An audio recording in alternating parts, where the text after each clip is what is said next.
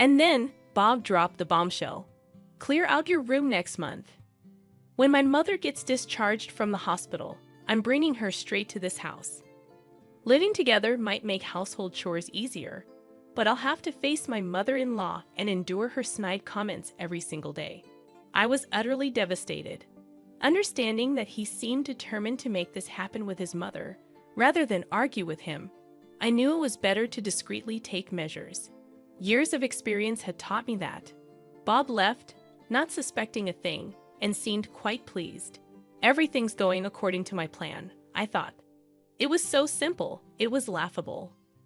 A few hours later, after tidying up and taking a break, my phone rang loudly.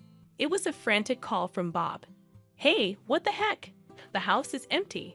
I am Catherine Rose, a 45-year-old working mother holding a managerial position at a publishing company. I have a husband and 2 kids, a typical American family. When I got married, the idea of balancing work and family was just beginning to gain traction. It was an era when it was common for women to marry and become homemakers. Bob had allowed me to work, and in return, I've given my all to both my job and household chores. After having kids, I've been fully committed to raising them as well. But lately, I've been feeling overwhelmed.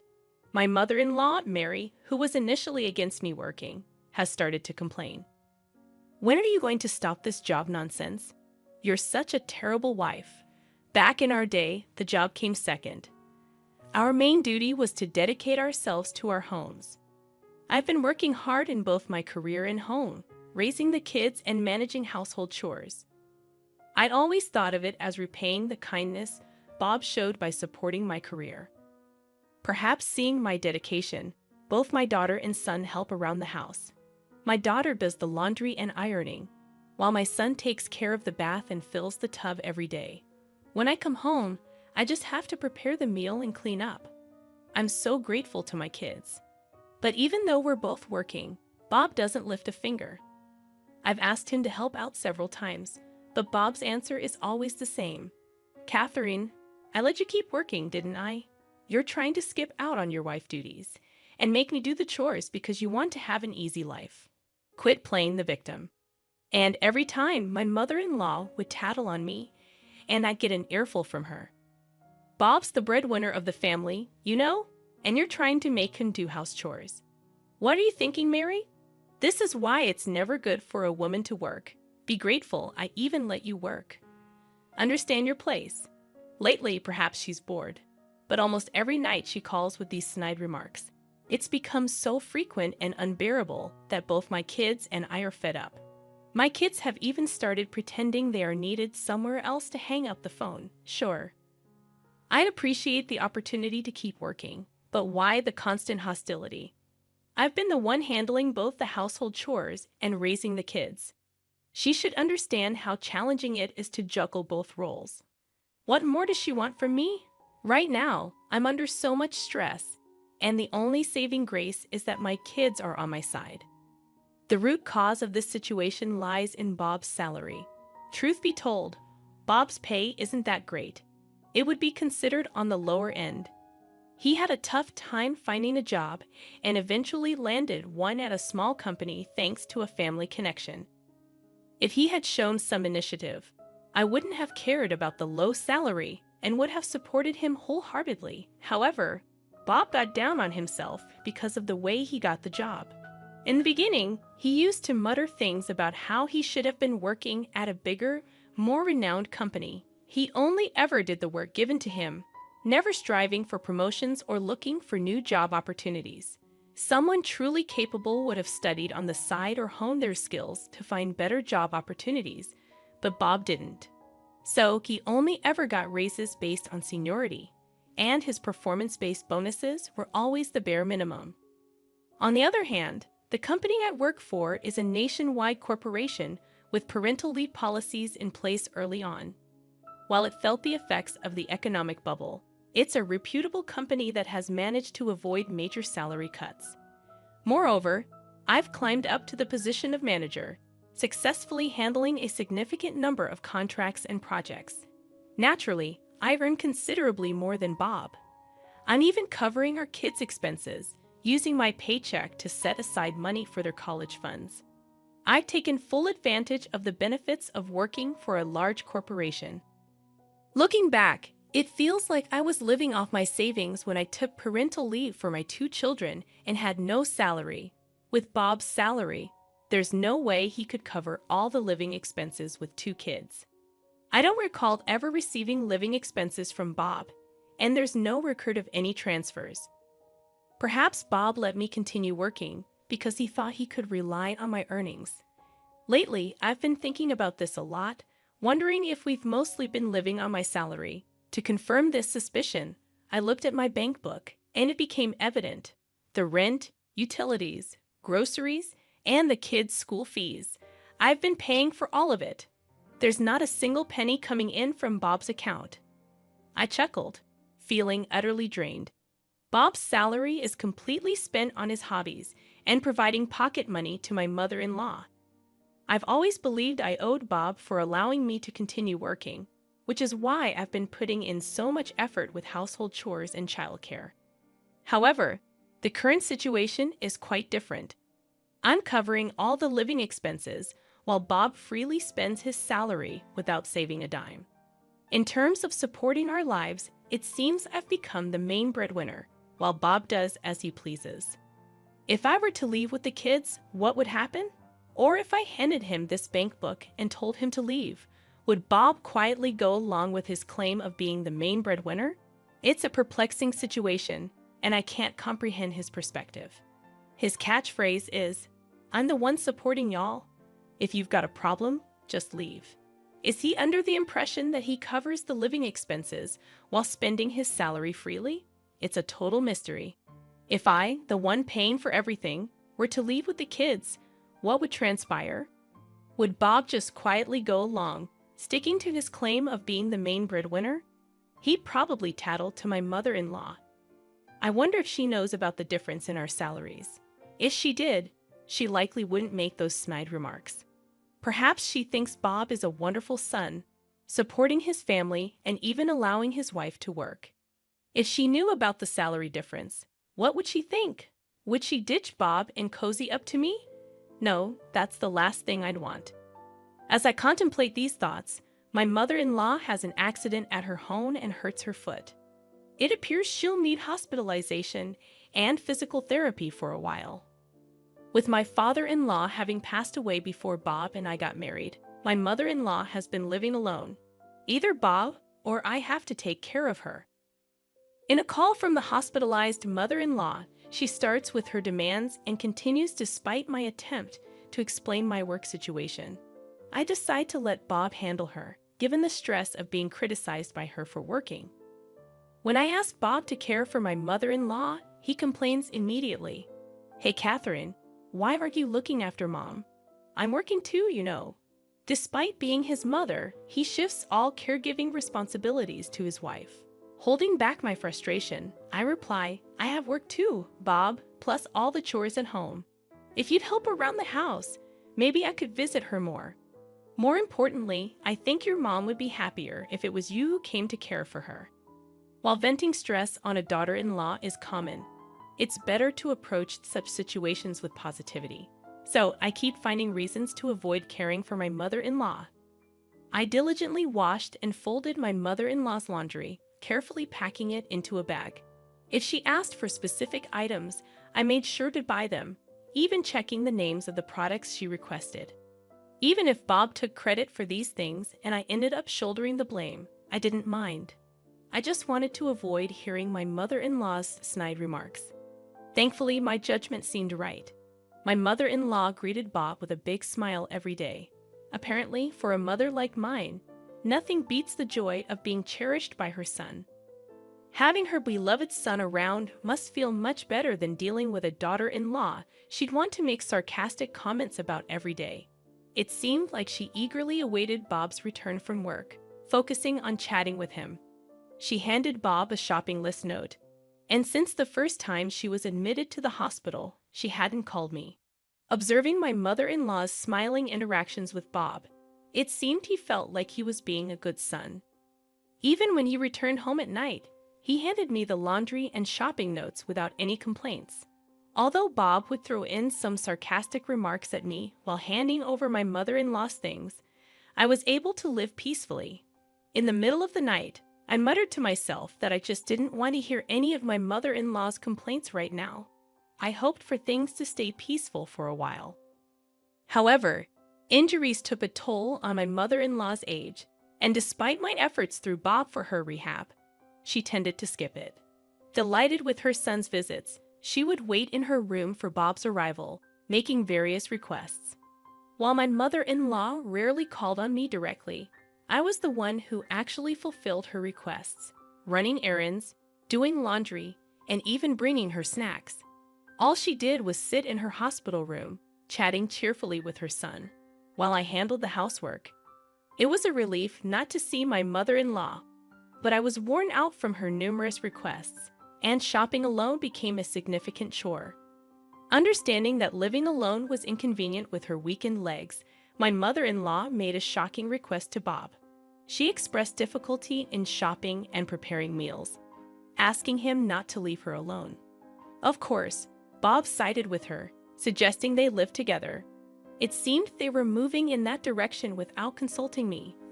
Finally, Bob dropped the bombshell. He would be living with his mother starting next month, instructing me to clear out my room. From the perspective of efficiency in household chores, it made sense for my mother-in-law to live with us. However, I was now faced with the prospect of seeing my mother-in-law every day and enduring her nagging. Despite my downcast feelings, Bob acted as if it was already decided that we would all live together. "I understand," I replied with little energy. Bob seemed determined to force this co-living situation, regardless of the despair I felt. It might be better to secretly make plans rather than argue about it. I knew this from years of experience. While Bob and my mother-in-law happily planned for the move, I constantly thought about how I could escape. I have my own room where I gather and review work materials. It's like a study or an office, essential for me. Bob wants me to give it up. Without this room, my work would be impacted, and I might have to come home even later than I do now. I muttered to myself while staring at the bookshelf, wondering where to move all these books and documents. I can't leave them at home if we live with my mother-in-law. They're too important to risk getting thrown away or damaged. It may sound like something out of a TV drama, but I really fear she might throw them out, especially since she'll probably target what she knows is important to me. And if I dare complain, she'll feign ignorance and run to Bob for support. There will be no peace for me in this house once we start living together. I can see her bossing me around and making snide remarks about my work, wearing me out. What should I do? If my mother-in-law is coming to this house, I had a sudden realization. Why hadn't I thought of this simple solution before? It seems living with my mother-in-law and all her nagging wore me down more than I realized. It felt like the fog before my eyes was gradually clearing up. Well, of course, there's absolutely no need for me to hold back. Why didn't I realize something so simple? I mumbled to myself and immediately began making preparations. As the month changed, the day of my mother-in-law's discharge from the hospital arrived. Bob was all excited, having taken the day off from the start of the morning. "Hey, you better take proper care of my mom from now on. Don't think I'm going to step in like I did when she was in the hospital," he said in a commanding tone. Without responding to Bob's order, I changed the subject. "Oh, speaking of which, your mom's been in the hospital for quite a while, right? Hospital food is bland, and they don't give you much. I bet a gourmet like her wasn't satisfied. I think the discharge process and packing will take up the morning. So why don't you take her out for some good food? You took the day off after all. How about a nice drive, just the two of you? I think she'd really appreciate it."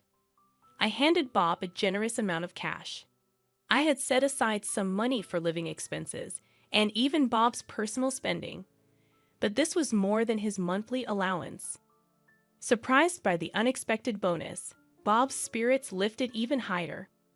"Well, aren't you thoughtful? All right, I'll use this money and go for a drive with my mom. I'll give you a call when we decide about dinner. Make sure the house is in tip-top shape for my mom. All right. Without a hint of suspicion, Bob happily left. Everything was going just as I had planned. It was almost too simple. I couldn't help but laugh. This should buy me some time.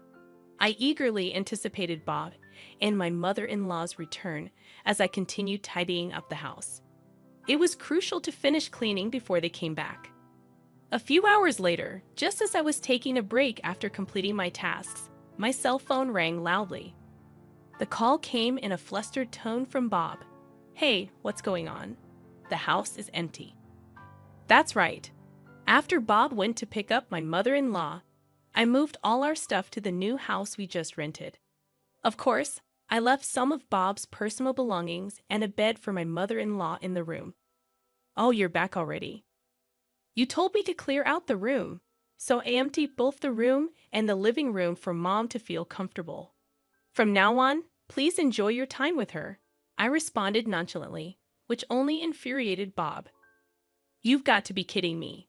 The living room and kitchen are totally empty. After all I've done to support this family, how could you?" There it was, his go-to line. He seemed to believe that saying this put him in a superior position. How naive. "No, Bob. I've been the one supporting the family, including you. Weren't you spending your paycheck on pocket money for your mom and your own hobbies, and yet you demand an allowance from the family budget? How does that make you the breadwinner?" Bob seemed surprised by my resistance, but he retorted nonetheless. His argument, however, was nonsensical. "Shut it. I'm the man here. I'm the head of this household. You, as my wife, should just do as I say. Now put everything back the way it was." "No thanks. I bought all the furniture in the living room and all the kitchenware with my salary. The kids are with me, so don't worry. I also paid for the rent, utilities, and groceries of that house. So, in reality, I'm the breadwinner. Why did you decide to live with your mom without consulting me? I can't live with someone so selfish as you. Wish you can be the provider. Now live your life as you please." It seemed that Bob finally realized my intentions. "Hold on. Are you saying the rent for this place I've paid up until the end of this month, but from next month, you'll need to handle it? I've also canceled all the automatic payments for electricity, gas, and the internet. So good luck with that." Bob's words probably tipped off the situation. My mother-in-law also started making a racket in a loud voice. "How could you do this, Catherine? Just because you have a job doesn't mean you can act all high and mighty. Fine, Bob and I will live here in luxury." Oh, does my mother-in-law not know about Bob's earnings? I hope you can have that luxurious life. That is, if your son can afford it anyway. Goodbye. Wait, Catherine. Where are you right now? I didn't bother listening to the rest of Bob's rant. I hung up and blocked both Bob and my mother-in-law's numbers. The aftermath unfolded as expected. With his meager salary from an uninspiring job at a small company, Bob had little left after paying the rent and utilities for the needlessly spacious apartment that once housed a family of 4. Constant bickering between Bob and my mother-in-law became a regular occurrence. In their new, oversized living space, complaints about meals were met with retorts like, "Can't you provide something better for your mother? And shut up. If you want something else, make it yourself. You're just making excuses, saying walking is too hard after slacking off on your rehab. You don't do anything at home, Mom. You're just wasting time."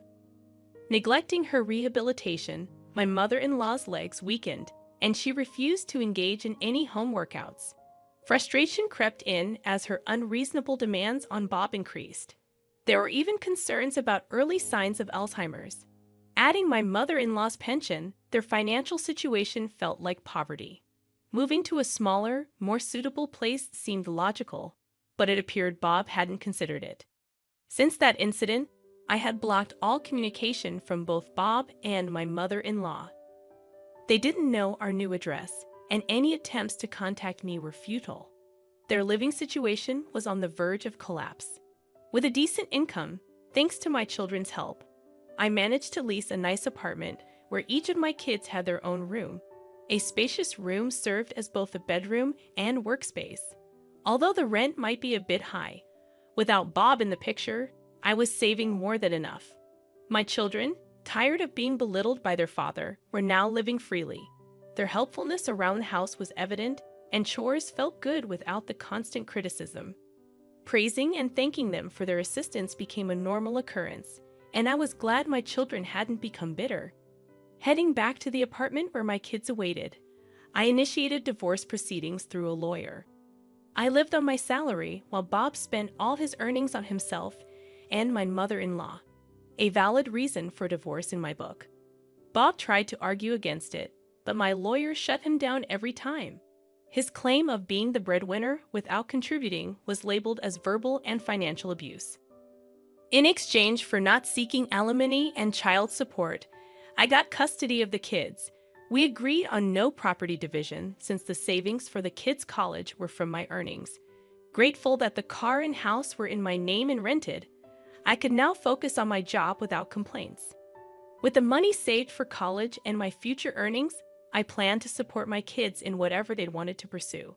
Today, I was determined to work hard,